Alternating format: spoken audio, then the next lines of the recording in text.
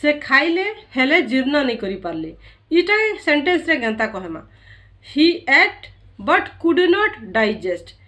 इटा केनता प्रकार सेंटेंस ही एट बोले से खाइले आमे सब्जेक्ट संगे वर्ब रो सेकंड फॉर्म लगालु इट एट इटेन थी कि तो एट लगालु से खाइले but could not digest but तो लगालो तो आगु जानी कि जेनटा तुम नहीं कर पाल से कुड नॉट करब आ जदि कुड नॉट लगालो बोले वर्ब रो फर्स्ट फॉर्म लागला तो he ate but could not digest से खाइले हेले जीर्ण करि पारिले नहीं।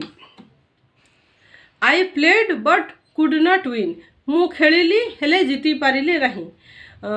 I appeared in examination but could not pass out मु परीक्षा रे उपस्थित रहली हेले पास नहीं करि पारली। She went but could not return से गला किंतु फेरी नहीं पा